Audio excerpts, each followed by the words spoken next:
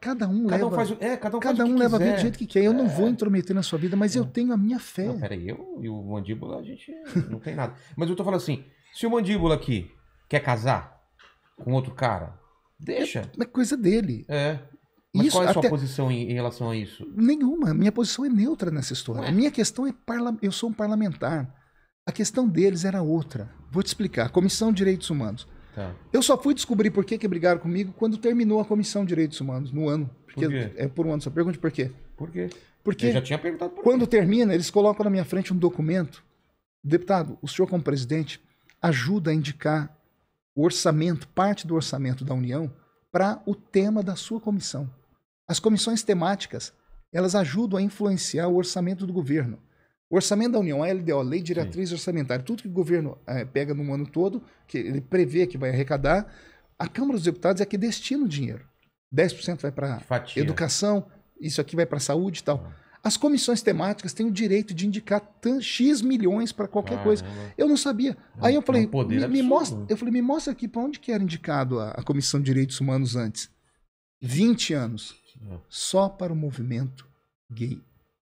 257 ONGs do movimento LGBT no Brasil recebiam aporte financeiro. Milhões, Vilela, milhões.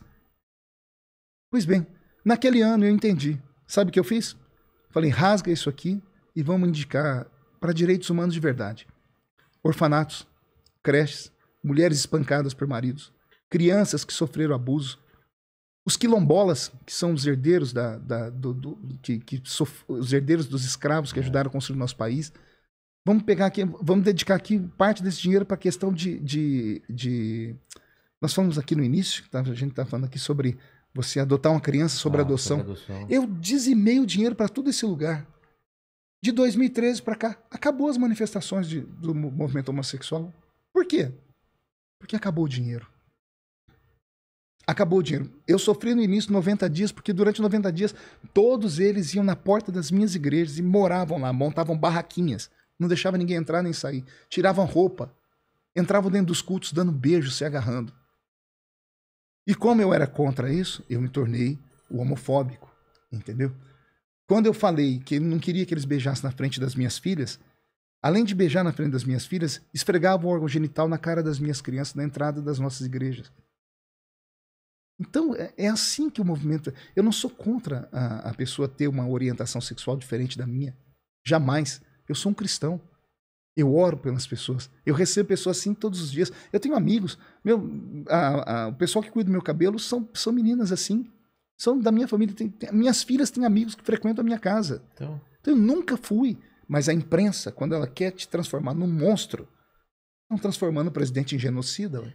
Então, mas... De tanto falar. Mas só voltando a isso daí, mas o que eu li é que você era contra o casamento.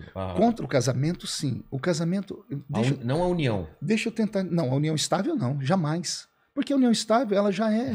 Já acontece, já existe. Você tá aqui, você e o Mandíbula moram juntos. Moram juntos durante sei lá quanto tempo. Construíram um patrimônio. A gente mora junto. Então, para de falar assim, deixa eu falar. Construíram um patrimônio junto, vocês dois, tá? Um de vocês dois vem a falecer. Imagina a luta para você conseguir receber esse bem, ou bem ir para a família dele. Sim, sim. Isso dá problema. Então, isso já acontece. Eu já teria esse direito, ou ele já teria esse direito. Pela união estável. Então, nunca fui contra a união estável. O problema é o casamento? O problema era o casamento, porque o casamento... deixa eu tentar te explicar. Mas eu tenho uma cartilha. Lembra do que eu falei que tinha 1.300 projetos contra a família? Desses 1.300, 400 era só do movimento gay. Não, só deixar claro, Mandíbula, que você não tem chance porque eu já sou casado.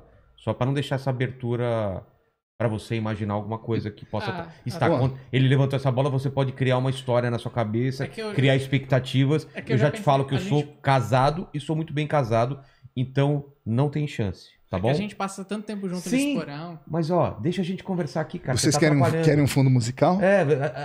A gente conversa depois, você não vai atrapalhar a conversa com esse tipo de cobrança pra cima de mim, tá bom? Desculpa, nem minha mulher cobra desse jeito. Tá. Então, voltando lá. Vou voltar. Quando você entra na esfera política, as coisas acabam ficando um pouco mais severas. Quando eu era na escola dominical, criança lá, a professora deu para nós um ensinamento, Quer dizer assim, uma vez o diabo bateu a porta do céu. O anjo abriu. Quando viu que era o diabo, o anjo fechou a porta de uma vez. O diabo esperto enfiou a mão e a porta não fechava. E o anjo forçando a porta, o diabo começou a gritar de dor. A natureza angelical, por ser bondosa, fez o anjo abrir a porta para o diabo tirar a mão.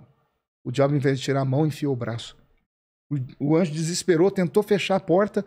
O diabo começou a gritar de dor. A natureza angelical, sendo boa, abriu a porta para o diabo tirar o braço. O diabo entrou com o corpo inteiro. A professora sempre dizia isso para nós. Tome cuidado, o diabo nunca vem, ele vem com um sapatinho de algodão.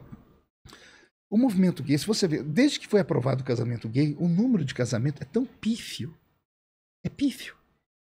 Perto de tantos homossexuais que existem, dizem que pelo menos 10 a 15% do Brasil todo são de homossexuais.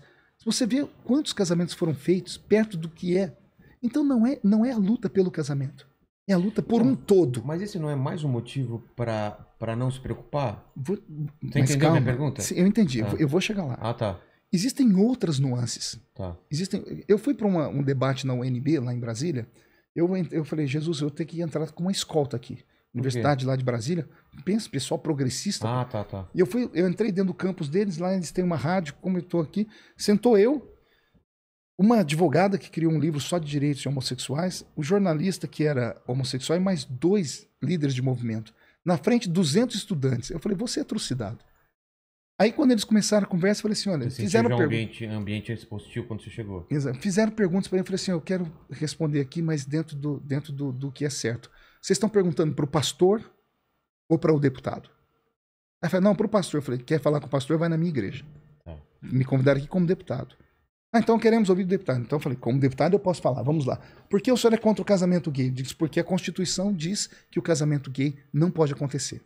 E se um artigo da Constituição não é respeitado, toda a Constituição ela pode ser invalidada. O que diz o artigo do casamento?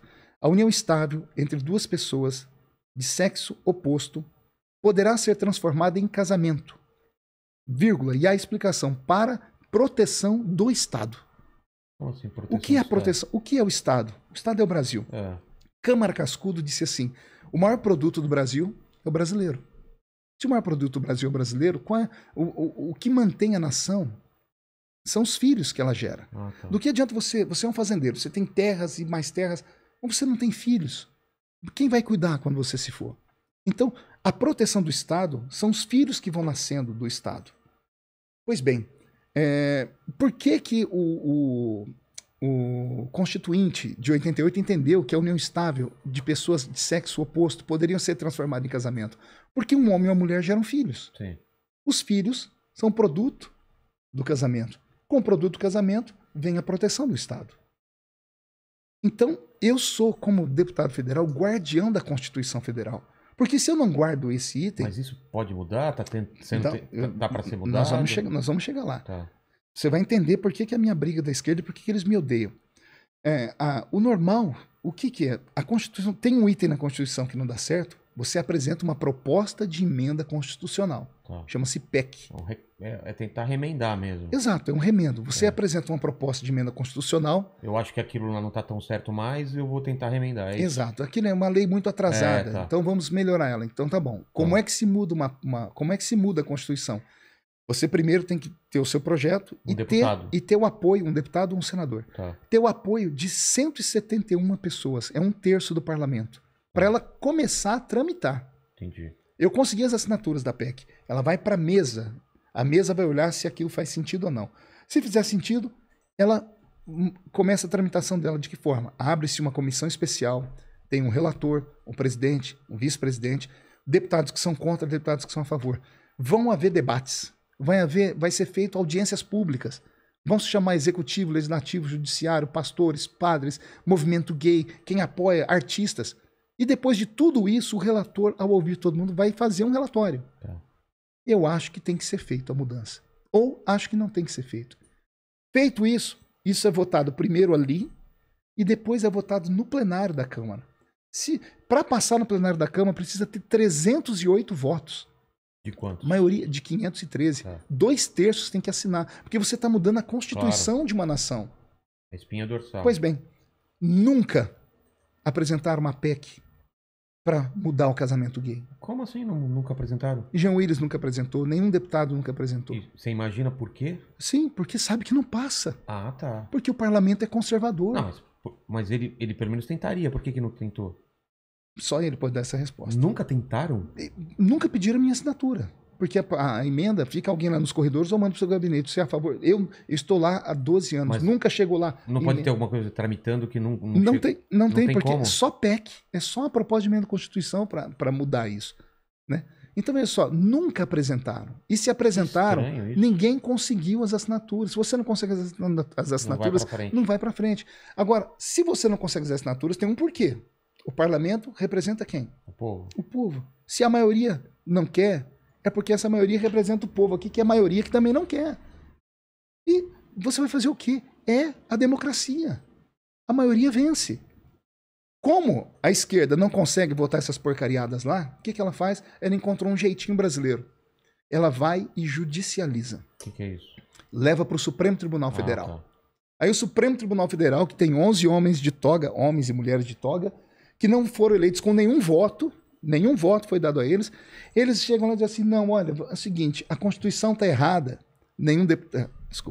a Constituição está errada, os deputados lá não passam, então vamos nós resolvermos aqui. Aí o Supremo disse, é constitucional a união estável.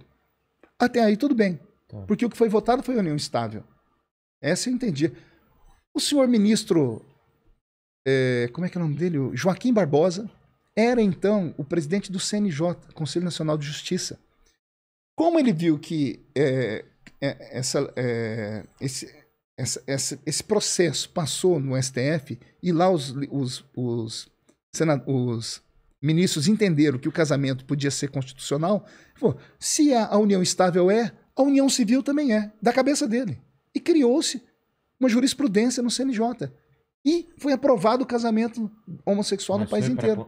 Foi remendado ou não? Não. A Constituição está do mesmo jeito até hoje. Isso vale ou não vale? Quem pode julgar isso é só o STF. E ele... Acima da Constituição, só o STF. Entendeu? Entendi. Então, por isso nós falamos que eles usurpam o poder da casa. Veja só, lei, uma vez votada, ela não é discutida. Tem que obedecer. Eu sou pastor. Se está escrito na lei, o que eu vou fazer? Nada. Então, só que a lei tem que ser votada de maneira certa. E eu sempre fui para os debates de televisão e falei, está errado. Não é a questão só de eu ser pastor. É a questão que a Constituição Federal ela está sendo abalada. Se esse artigo não vale, daqui a pouco nenhum outro artigo vale. E olha o que está acontecendo aí. Deputados foram presos por expressar sua opinião. Dia desse parece que deram terras para quem não podia ter terra. Tiraram o direito de propriedade de alguém e deram para outra pessoa. O STF está tomando conta da nossa nação. O presidente fala uma coisa e eles vão e desfaz.